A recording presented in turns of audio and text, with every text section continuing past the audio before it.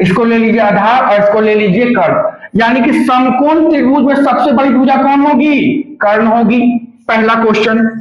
दूसरा क्वेश्चन पाइए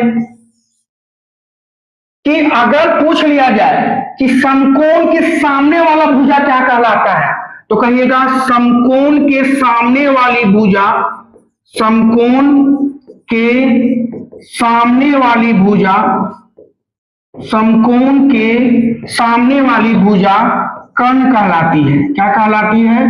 कर्ण कहलाती है। दो क्वेश्चन बनता है, पूछा भी गया है कि समकोण त्रिभुज में सबसे बड़ी भुजा क्या कहलाती है, तो कर्ण कहलाती है। समकोण के सामने वाली भुजा क्या कहलाती है? कर्ण कहलाती है। अब आगे चलते हैं, चलिए पाइथागोरस थ्योरम को समझते हैं आखिर होता क्या है। यह है समकोण त्रिभुज, देखिएगा यह है आपका समकोण ए बी सी, ये है, ये क्या कहलाया था बच्चा? कर्ण। ये क्या कहलाया था? लंब। और ये क्या कहलाया था? आधार। कर्ण को डिनोट कर मानते, कर्ण को डिनोट किससे करेंगे? के से। लंब को डिनोट किससे करेंगे? एल से। आधार को डिनोट किससे करेंगे? ए से। कोई दिक्कत यहां पे? तो सबसे पहले पाइथागोरस थ्योरम क्या कहता है कि सबसे बड़ी भुजा का स्क्वायर, क्या बोले हम? सबसे बड़ी भुजा का स्क्वायर, सबसे बड़ी भुजा का स्क्वायर कर्ण स्क्वायर, जो इन दोनों भुजाओं का स्क्वायर के बराबर होता है। यानी कि क्या बोलेंगे? कर्ण स्क्वायर बराबर, क्या बोलेंगे? कर्ण स्क्वायर बराबर लंब स्क्वायर प्लस आधार स्क्वायर। क्या बोले?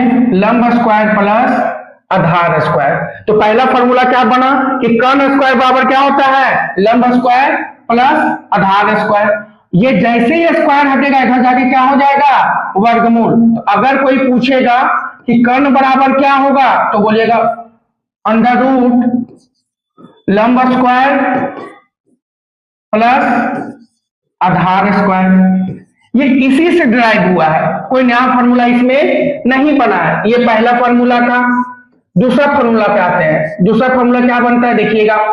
दूसरा फॉर्मूला जो बनता है वो इसी से बनेगा, या तो लंब पूछेगा या तो आधार पूछेगा। तो सबसे बड़ी भुजा कौन होती है? कर्ण। तो कर्ण स्क्वायर बराबर क्या होता है? लंब स्क्वायर प्लस आधार स्क्वायर। अगर आपसे कोई पूछेगा कि लंब स्क्वायर बराबर क्या होता है, तो लंब को इधर पकड़ के रखिए, इसको इधर ले आओ। तो पहले क्या है इधर? कर्ण स्क्वायर माइनस आधार स्क्वायर। यानी कि अगर आपसे लंब पूछ लेगा तो कहेगा कर्ण